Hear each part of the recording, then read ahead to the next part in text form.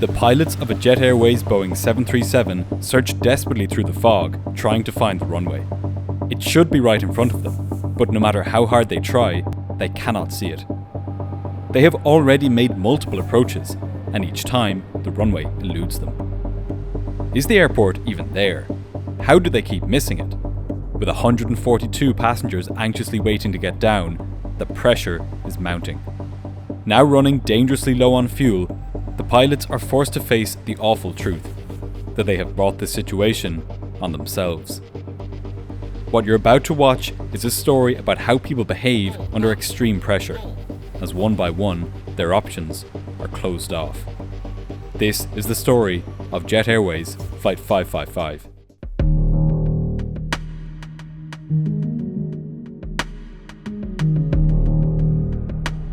August 17th, 2015. 142 passengers and 8 crew boarded a 3-year-old Jet Airways Boeing 737-800 at Doha's International Airport in Qatar. They were bound for Cochin, one of South India's major international gateways, a 4.5-hour journey. This was quite a late flight, scheduled to depart at 20 to 11 local time in Doha.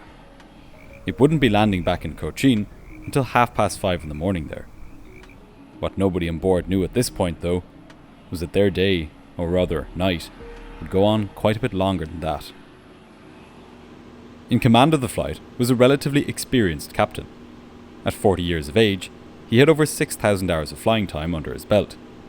He had joined Jet Airways shortly after finishing flight school, meaning that almost all of his hours were on this aircraft, the Boeing 737-800. About half of his flying time had been as a captain. Sitting to his right was a much more junior co-pilot.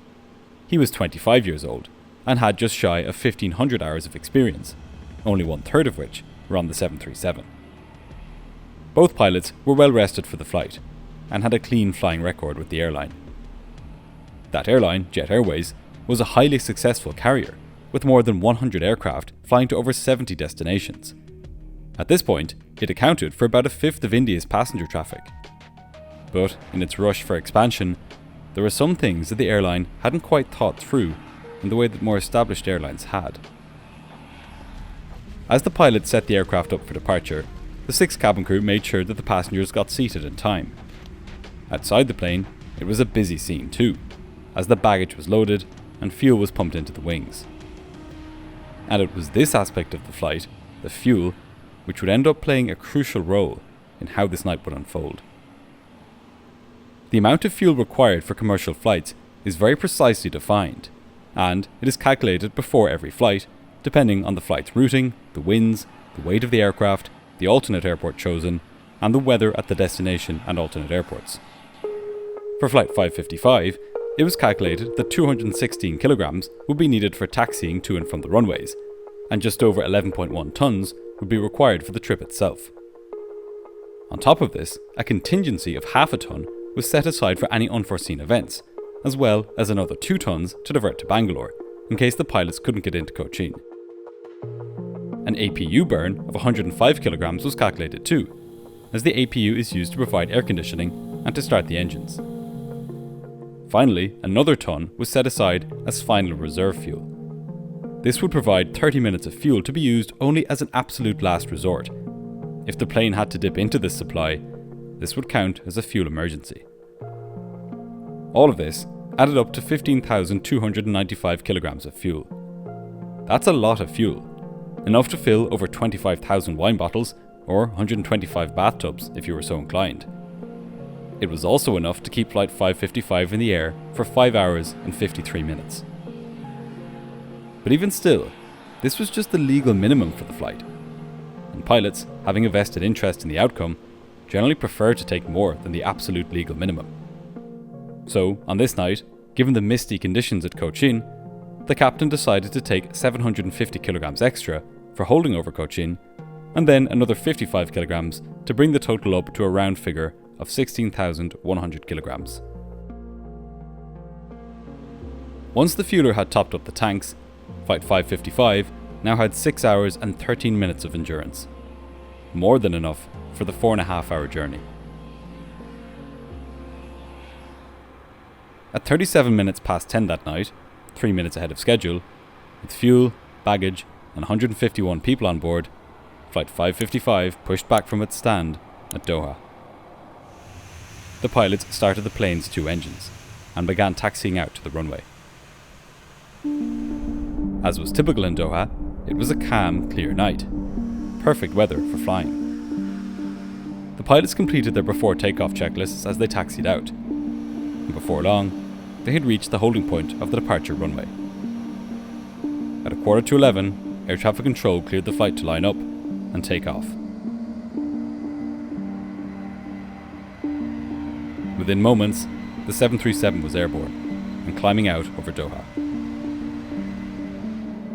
As he climbed, the captain turned the plane east along its departure routing. The crew retracted the flaps as the plane accelerated and received permission from air traffic control to climb further towards their cruising altitude. With the autopilot now connected and the plane established on its routing, the bulk of the pilot's work had now been done. All they would have to do now was monitor the aircraft systems and make any changes requested by air traffic control. For most of the journey to Cochin, the flight would be calm. Before long, Flight 555 reached its cruising altitude, and the cabin crew went about serving meals and drinks to the passengers who were awake. However, many used the opportunity to get some sleep before their early morning arrival into Cochin. In the cockpit, even though the cruise was relaxed, there was still something hanging over the pilots. As they cruised high above the Arabian Sea, they studied the weather reports at Cochin, and it wasn't looking great. The forecasted weather at their expected time of arrival was for a visibility of just 2,000 meters, with rain, mist, scattered clouds at 600 feet, and storm clouds at 2,500 feet. What this meant was that they would not see the runway until they were very close to landing. It was a good thing, so, that they had brought extra fuel. Enough to give them options if they couldn't get into Cochin on the first attempt. But options are only useful if you think carefully about how you are going to use them. In the coming minutes, the pilots of Flight 555 will start down a path that gets narrower and narrower, cutting off their options one by one, until there is only one option left. 3 hours into the flight, at 4 in the morning local time, the pilots made contact with Cochin Air Traffic Control. The first thing they asked for was the weather at the airport. As it turned out, the forecast had been pretty much correct. The visibility at the airport was 3,500 meters in haze, and there were clouds at 1,500 feet and scattered clouds at 8,000 feet. This visibility of 3,500 meters wasn't the best, but it was still enough to make an approach. On this morning, Cochin was using runway 27, its westerly runway. The pilots would fly an instrument landing system, or ILS approach, enabling them to follow their instruments all the way down to just 320 feet above the ground, before they would have to see the runway. In the current cloud base and visibility, they should have no problem doing this. Shortly after first making contact, the pilots began their descent towards Cochin. At 10 minutes to 5, Flight 555 arrived over the airport at 4,000 feet, and turned outbound to begin its approach to runway 27. The captain descended further to 3,000 feet, and began slowing down for landing. The pilots extended the flaps as they slowed, and then turned in towards runway 27. An instrument landing system has 2 components: a localizer, which is a radio beam providing lateral guidance towards the runway, and a glide slope, which is a radio beam providing vertical guidance down to the runway. Before long, the pilots had locked onto both beams and were descending towards the runway. As they got closer, they lowered the gear. By this point, the cabin crew had secured the cabin for landing, and the passengers were expecting to be getting off at the gate very soon. The pilots peered through the mist, hoping to get an early glimpse of the runway. The captain left the autopilot in, because on approaches like this, where the runway is obscured from view, his attention would be best spent on monitoring the approach and making sure that the aircraft was behaving as it should. He would only take it out at the last minute, when the runway was in view. According to his charts, he could continue all the way down to an altitude of 320 feet, and if he still couldn't see the runway by that point, he would have to abandon the approach. Both pilots were hoping that they would see the runway well before this, though.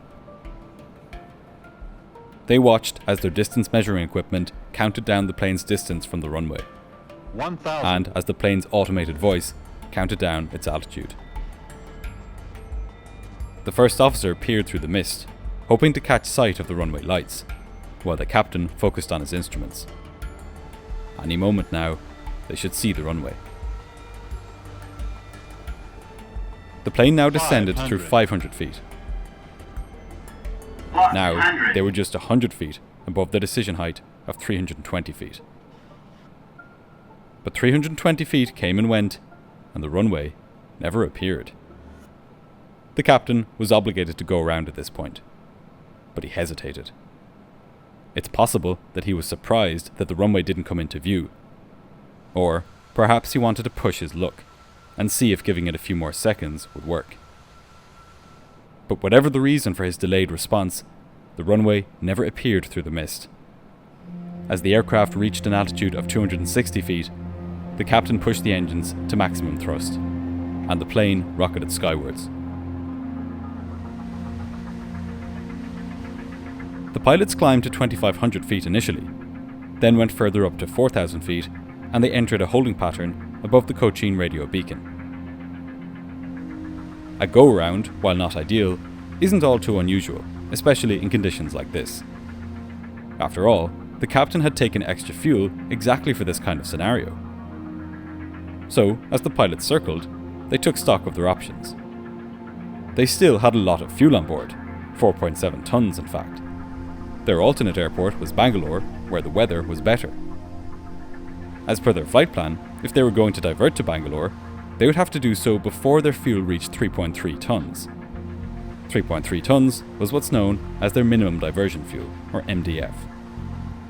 In other words, they still had 1.4 tons to play with before they would have to divert. That would give them plenty of time to try another approach at Cochin. But the question facing the pilots wasn't just whether they could try another approach at Cochin, but whether they should. As they circled in the hold, another aircraft, Air India Express Flight 474, carried out a missed approach too. So it wasn't just that Flight 555 had been unlucky. These poor conditions at least had the virtue of being consistent. The question the captain had to ask himself was whether he could reasonably expect to get in the second time. It was far from a sure thing that he would, but given that he still had lots of fuel on board, he figured that he may as well give it a go. So it was decided. The crew would try again for Cochin. They let the controller know their plan to make another approach, and the controller sent them out east to set them up for another approach to runway 27. As they flew over the airport and joined the outbound leg of the procedure, the pilots started thinking ahead, trying to come up with a plan for if this approach too was unsuccessful. The captain brought up Trivandrum as another potential airport to divert to. It was quite close to Cochin, and the latest weather reports there put the visibility at 3,000 meters, better than the current conditions at Cochin. However, the first officer reminded him that Trivandrum did not have an instrument landing system, and that instead, only VOR approaches were available. VOR approaches are, simply speaking, less accurate than ILS approaches, and so they have higher requirements for visibility. In other words, even though the weather itself was slightly better in Trivandrum, the airport was less well equipped. As such, Trivandrum didn't really have much of an edge over Cochin, if it had any at all. Nonetheless, the captain told the first officer that the 3,000 meters visibility that Trivandrum had was still enough to carry out a VOR approach there. And that was the end of that discussion. Trivandrum was now a viable alternate. But all of this would only matter if they couldn't get into Cochin. So now, as they reached the end of the outbound leg, the pilots refocused their attention on runway 27. As before, the captain intercepted the two radio beams and followed them down towards the airport. Somewhere, hiding behind the clouds, was a perfectly good runway, if only the pilots could see it.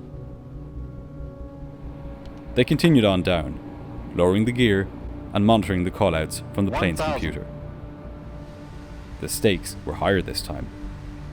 One go-around might have been unlucky. Two would mean that their chances of making it into Cochin at all were far lower. The plane descended through 500 feet, then 400.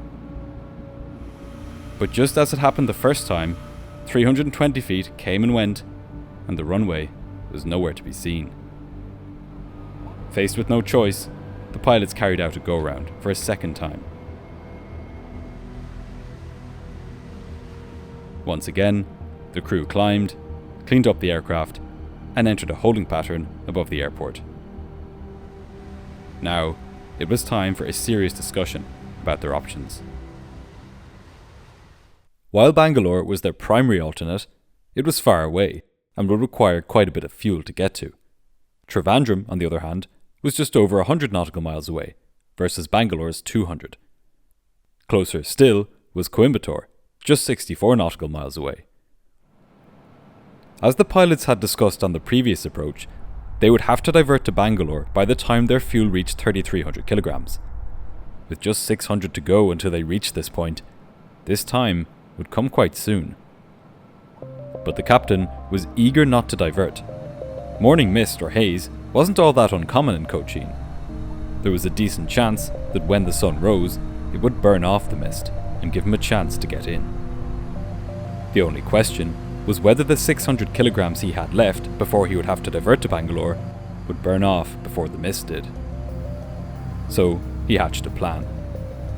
He could try one more time to get into Cochin, and if it didn't work this time, he could redesignate Trivandrum as his alternate airport. Because Trivandrum was closer than Bangalore, he wouldn't have to divert there until his fuel had reached 2,600 kilograms, as opposed to Bangalore's 3,300. This would give him enough time to enter a hold above Cochin and wait for the mist to burn off. But just as before, the first officer had concerns about this plan. For one thing, it was far from certain that the mist would burn off. If it didn't, and they ended up having to divert to Trivandrum, they would have to carry out a very basic VOR approach there, which required good visibility. If the visibility was as bad at Trivandrum as it was at Cochin, they would not be able to get in there either. The question had to be asked about whether the captain was serious about Trivandrum at all, or was he secretly betting that he'd be able to make it into Cochin at some point. Perhaps this question is best answered by the captain's response to the first officer's concern. He simply said that if things didn't work out, they could always just go to Coimbatore. You would think, given this remark, that the captain had reviewed the weather at Coimbatore and that it was perfect for an approach. But he hadn't, and it wasn't.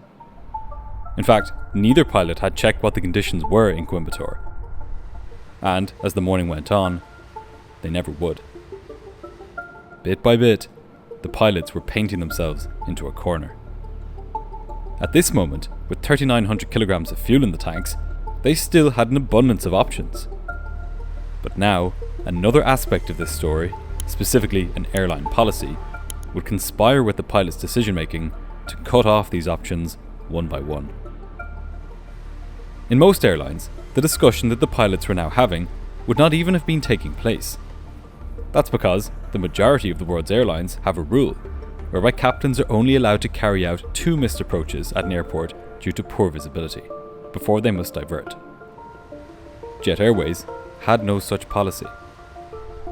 And so, while most crews at most airlines would have been well on their way to Bangalore by this point, the crew of Flight 555 were free to try as many approaches as they saw fit. So, at 6 o'clock that morning, the pilots of Flight 555 let the air traffic controller know that they had redesignated Trivandrum as their alternate airport. They also told him that they would like to hold over Cochin for a time, until the mist burned off. The controller acknowledged this, and Flight 555 continued around in the hold.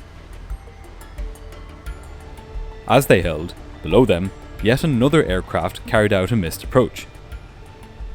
The controller then reported new weather conditions. The visibility was now down to 2,000 meters, with low clouds scattered at 400 feet. This did not fit in with the captain's hopes that the visibility would improve as the morning went on. The controller then asked the pilots of Flight 555 what they would like to do. Given the worsening trend of visibility at Cochin, the captain decided that there was no point in holding there for long. Now was his chance. He told the controller that he would try an approach, and that if this was unsuccessful, he would divert to Trivandrum. The controller sent Flight 555 outbound on an easterly course to set it up for its third approach of the morning. He told them that if they were to go around this time, they should climb to 4,000 feet and head south away from the Cochin radio beacon. This would put them on course towards Trivandrum. Given the pressure the pilots had now put themselves under, they were hoping that it wouldn't come to this. At 6:15 that morning, Flight 555 once again intercepted the ILS beams for runway 27 at Cochin. At this point, it might be reasonable to ask why the pilots didn't set their plane up for an autoland. After all, conditions like this are exactly why the technology was invented to begin with. The answer to that, unfortunately, is that in order to land automatically, planes need precision guidance from the ILS beams all the way down to the runway surface itself. But Cochin's ILS didn't have this level of precision. The best it could do was to get the pilots to 320 feet above sea level, which was 290 feet above the runway. From here, they would need to actually see the runway in order to continue. The kind of precision required for an autoland is the preserve only of the world's major airports. Cochin was not one of these, and neither were any of the flight's alternate airports, for that matter. Wherever the pilots of Flight 555 decided to land, they would have to do so manually, and only after having caught sight of the runway. So, the pilots continued their approach through the cloud, searching for some glimpse of the runway. As they descended through 500 feet, it wasn't looking good. Out their windscreens was nothing but cloud. 100. Pilots were now just 100 feet above their decision height. Even the faintest sign of some approach lights would be enough to give them hope. But they saw nothing. For a third time, the captain pushed the throttle levers to maximum power, and Flight 555 went around. The aircraft now climbed towards 4,000 feet, and soon began its left-hand turn heading south away from Cochin. In the wing tanks was 2,644 kilograms of fuel, just 30 kilograms above the minimum diversion fuel for Trivandrum. The pilots had cut it extremely close. The captain flew south and received permission to climb further to flight level 210, about 21,000 feet. As the aircraft climbed, the reality of the situation was beginning to set in for the pilots. Neither of them had planned on ending up in Trivandrum. But here they were, on their way to an airport with even less advanced equipment and very similar weather conditions. They didn't have to go there, but it was what they had decided to do minutes ago, when they didn't think that things would get to this point. At 6:30 that morning, the first officer made contact with local controllers at Trivandrum. The first thing he wanted to know was the weather at the airport. With not a whole lot more than 2 tons of fuel on board, it had better be good. But the controller had bad news. The visibility at Trivandrum had deteriorated significantly, and it was now no better than it had been at Cochin. Just 1,500 meters. This was a complete vindication of the first officer's concerns. The controller sent the flight towards the Trivandrum radio beacon, located at the airport, and told them that he would set them up for a VOR approach onto runway 14, the southeasterly runway at Trivandrum. The captain programmed this approach into his flight management computer and started his descent from 21,000 feet. But as he reviewed the approach charts for runway 14, he found something concerning. The VOR approach to runway 14 required an RVR, or runway visual range, of 2,100 meters. The reported visibility at Trivandrum was just 1,500 meters. He checked the visibility requirements for an approach onto the opposite end of the runway, but these were even more restrictive, at 2,500 metres. At least in Cochin, the visibility had been good enough to permit approaches. But now, the pilots had diverted from somewhere where they could at least try and approach, to somewhere where it wasn't even legal to do so. However, the captain had a trick up his sleeve. He knew that if runway 14 had high-intensity approach lighting, he could convert the reported visibility of 1,500 metres into an RVR which was greater than this, and thereby satisfy the 2,100 metre RVR requirement. He checked his tables to confirm whether he could do this. So, it was daytime, and the runway might have high-intensity lighting. This meant that the captain could multiply the visibility that air traffic control reported of 1,500 metres by 1.5, giving a runway visual range of 2,250 metres. And according to his charts, in order to carry out an approach, he would need an RVR of at least 2,100 metres. So, he needed 2,100 metres, and, thanks to this conversion, he effectively had 2,250 metres. It was perfect. He was good to go. A VOR approach to runway 14 was possible after all. That was, of course, provided the runway 14 had high-intensity approach lighting. So, just to be sure, the first officer asked the controller if the runway did have this lighting. And as it turned out, it didn't. However, the controller said, it did have normal lighting, which could be turned up to a high intensity. This was a different thing entirely, but the captain either misinterpreted this or heard what he needed to hear. So, he went ahead and multiplied the 1,500 metres he was given by 1.5. As far as he was concerned, he could now land on runway 14. During all of this calculation and haphazard planning, the captain had gotten high on his descent profile. He was now just 25 miles from the airport, and at his current altitude of 12,000 feet, he realised that he would not be able to get down quickly enough to make an approach. So, he requested an orbit from air traffic control to lose height. The controller granted this, and the captain carried out a 360-degree turn to the right. This turn ended up taking 8 minutes, during which time even more fuel was burned off. The first officer told the controller that they were now in a minimum fuel state. What this meant was that any change to their clearance would result in them landing with less than their final reserve, that 30-minute buffer that should always be kept intact. If their estimated fuel on landing dropped below this level, they would have to declare a fuel emergency. Taking into account their fuel situation, the controller vectored the pilots for a straight-in approach to runway 14. It was vital that the crew made it in this time.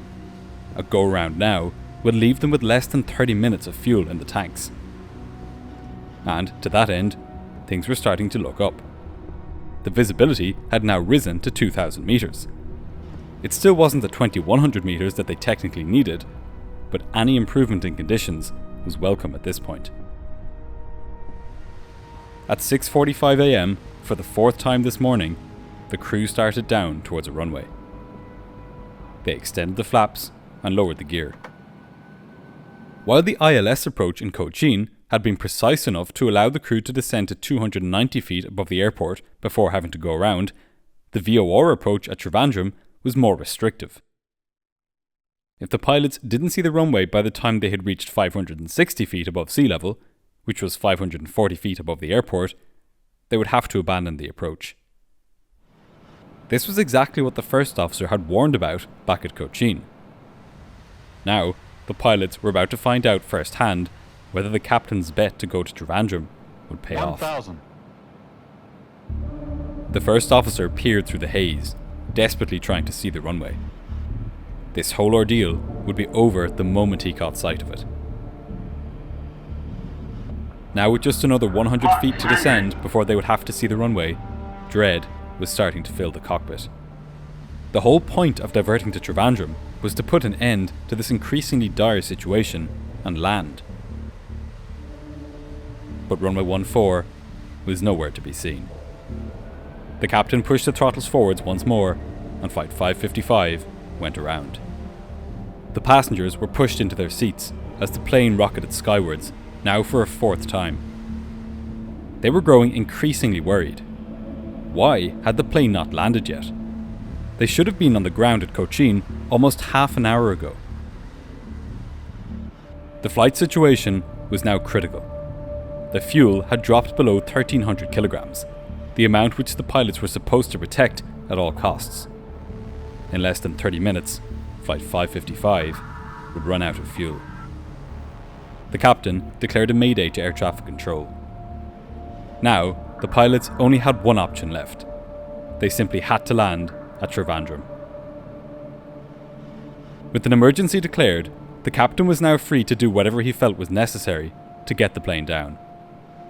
The missed approach procedure outlined in the pilot's charts would have them climbing to 2,000 feet and flying outbound for a time before heading back to the radio beacon to enter a holding pattern.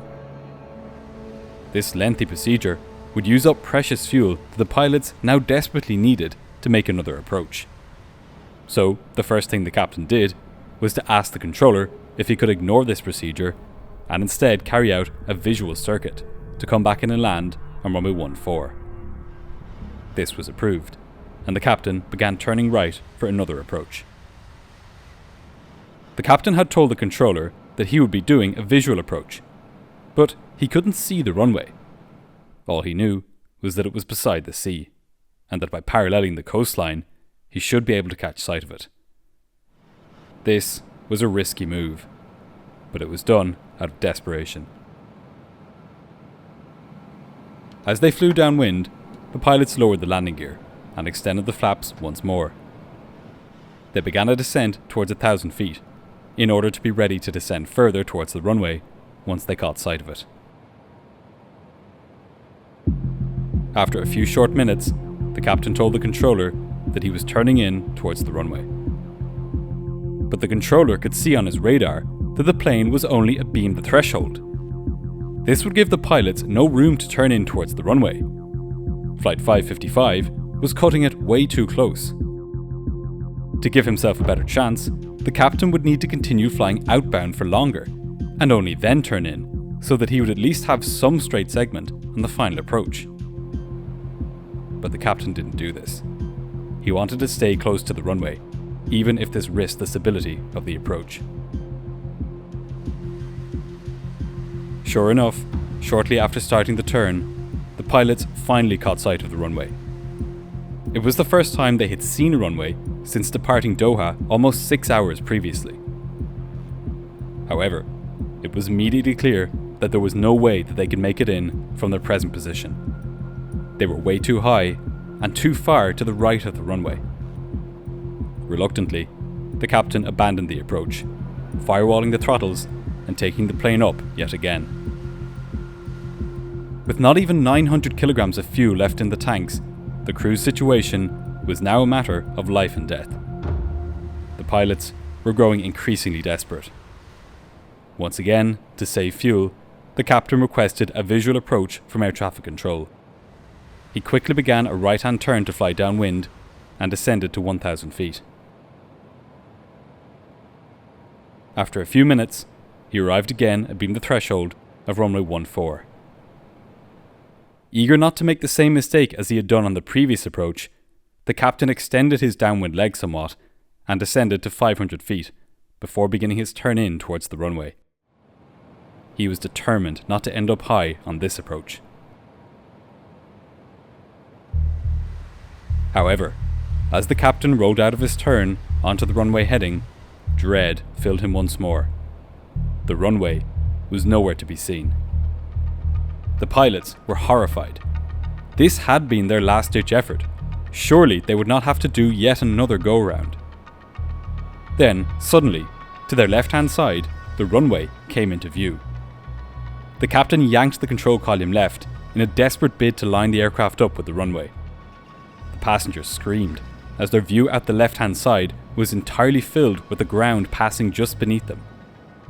The captain's turn was so steep that it triggered the aircraft's bank angle warning. But travelling at about 145 knots, or 270 kilometers per hour, there was far too little time to make major adjustments like this. There was simply no way the captain could wrangle the plane onto the runway from where he was. Again, he firewalled the throttles and began climbing into the haze.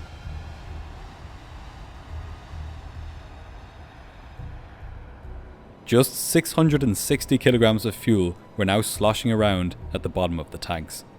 The pilots had just minutes to get the plane down, before the engines flamed out and the aircraft became nothing more than a giant glider.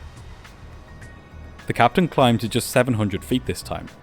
Any higher, and he would risk not seeing the runway again. With a tiny amount of fuel left in the tanks, he didn't even want to waste time on a downwind leg this time. He decided that instead, he would simply turn straight back and land in the opposite direction on runway 32. He began a turn to the right, and then brought the plane steeply around to the left. It was incredibly dangerous to maneuver like this close to the ground, but the captain had to weigh this risk against the risk of not seeing the runway again.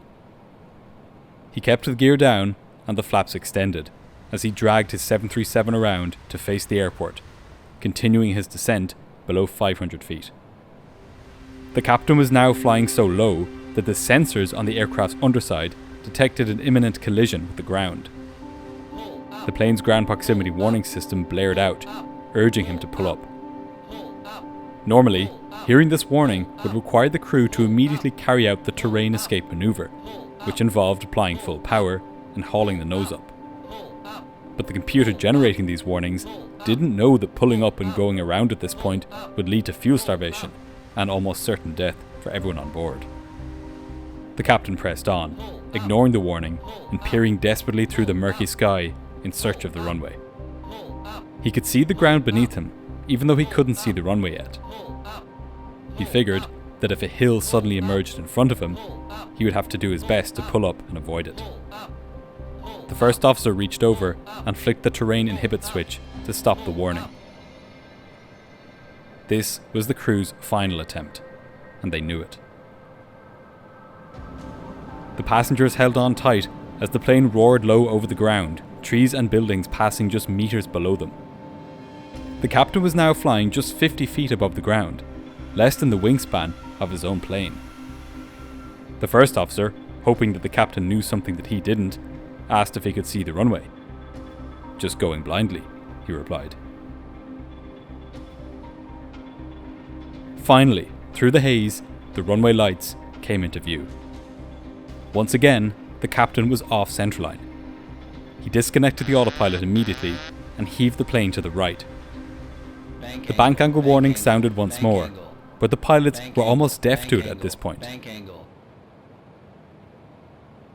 The captain just about managed to wrestle his jet back onto the centerline moments before reaching the threshold of runway 32. At 9 minutes past 7 that morning, flight 555 screamed over the threshold and, at long last, touched down on terra firma.